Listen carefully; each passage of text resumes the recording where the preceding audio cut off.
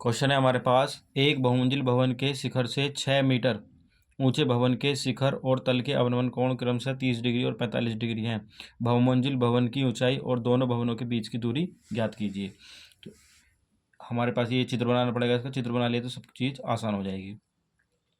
मान लेते ए और बी, ये एक बहुमंजिली क्या है, भवन है, और एक दूसरा भवन है मान लेते हैं सी डी, जिसकी ऊंचाई दे रखी है इन्होंने 6 मीटर।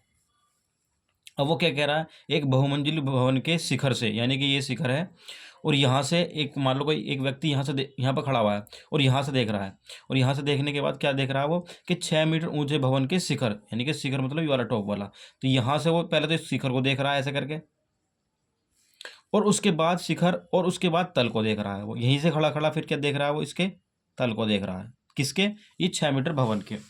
तो अब इनके क्या करा, अवनमन कोण क्रमशः 30 डिग्री और 45 डिग्री है। इसको इसके समांतर लाइन खींच लेंगे इस तरह से, तो ये 6 मीटर, तो ये भी कितना हो जाएगा, 6 मीटर।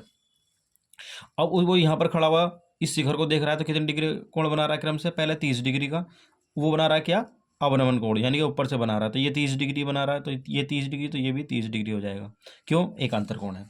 अब वो यहीं से ऊपर खड़ा हुआ वो देख रहा है इसके तल को, तो यहाँ पे इसके तल को देख रहा है, तो कितने डिग्री का एंगल बना रहा है, 45 डिग्री का, तो यानी कि ये जो हो गया पूरा का पूरा ये वाला, ये 45 डिग्री का एंगल हो गया पूरा, तो यहाँ लिख लेंगे इसे 45 डिग्री। जब ये 45 डिग्री का हो गया तो ये भी क्या हो जाएगा, 45 डिग्री का हो जाएगा। अब हमसे उसने दो चीज़ें पूछी है, एक तो पूछी है बहुमंजिल भवन की ऊंचाई, यानी कि ये वाली पूरी की पूरी, तो ये तो 6 मीटर होगी, मान लेते हैं ये एक्स है, इसको ई मान लेते हैं यहाँ पर। और दूसरी क्या पूछी है उन्हें, दोनों भवनों के बीच की दूरी, यानी कि यू पूछी है वाई, ये। तो इसमें हम मान लेंगे, माना दोनों भवनों के बीच की दूरी हमने मानी है बी डी या डी बी बराबर वाई मीटर, व ए ई बराबर एक्स मीटर। अब ये हमें एक फॉर्मूला पता होना चाहिए, ज़्यादातर हमारे जो इन हाइट एंड डिस्टेंस में ऊंचाई दूरी में एक ही फॉर्मूला जिससे ज़्यादा यूज होता है, टेन का। टेन थीटा बराबर होता है लंब और बटे में आधार, इसी का ही इसमें यूज़ हम करेंगे। तो टेन, इसमें हम देख लेंगे त्रिभुज लेंगे, एक त्रिभुज सबसे पहले इसको लेते हैं ऊपर वाला, समकोण त्रिभुज लिखेंगे, समकोण त्रिभुज लिख लेंगे, समकोण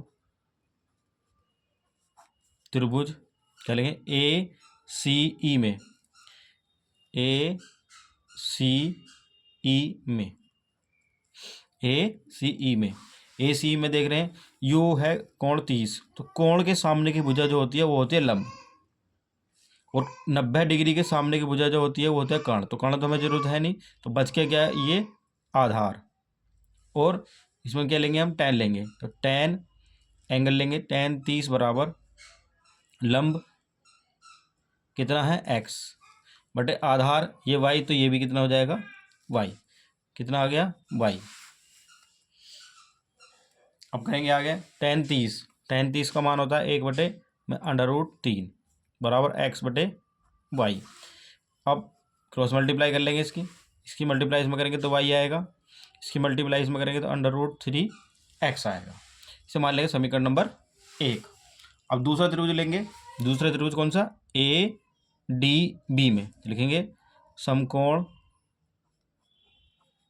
त्रिभुज ए डी बी में क्या लेंगे, टेन 45 बराबर, अब ये 45 है, ये कोण है, तो इस कोण के सामने वाली भुजा जो होगी पूरी, ये पूरी लंब होगी, तो पूरी कितनी है 6 और ये प्लस एक्स, यानी कि हम पूरी 6 नहीं है, ये यहाँ से केवल ये 6 और 6 प्लस एक्स लिखेंगे, ये तो हो गया हमारे पास लंब बटे आधार ये वाला वाई, और ये क्या है टेन 45 का मान क्या होता है 1 बराबर 6 प्लस एक्स बटे में वाई, तो वाई बराबर कितना हो जाएगा 6 प्लस एक्स।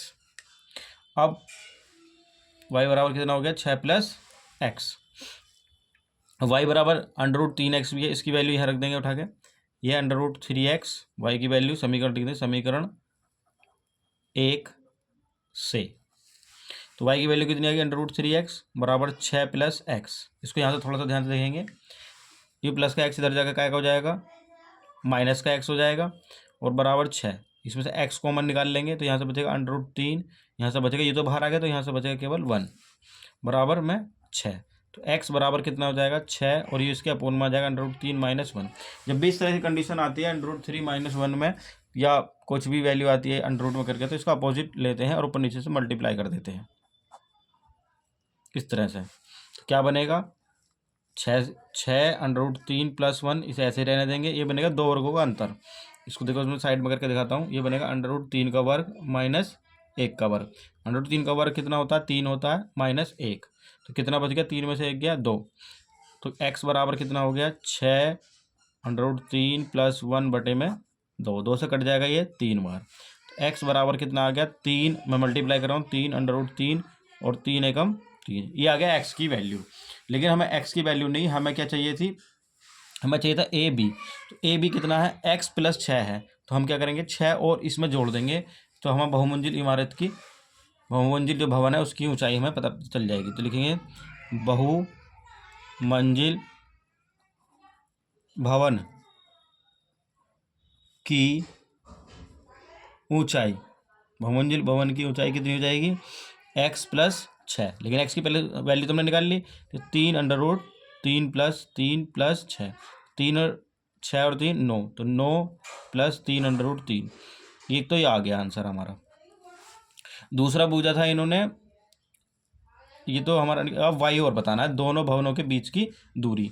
तो इसमें वाई बराबर क्या है, 6 + x है, समीकरण 1 से। नहीं, ये समीकरण नंबर 2 मान लेंगे इसको, समीकरण 2 से, ठीक है जी। और y बराबर 6 + x की वैल्यू हमारी कितनी निकली थी, x की वैल्यू 3 + 3 √3, तो 3 + 3 √3। तो ये y बराबर भी कितना निकलेगा, 6 और 3 9 + 3 √3। यानी दोनों भवनों के बीच की दूरी भी क्या आ गई हमारे पास, 9 √3। और बहुमंजिल की ऊंचाई भी कितनी आ गई, 3 √9 + 3 √3।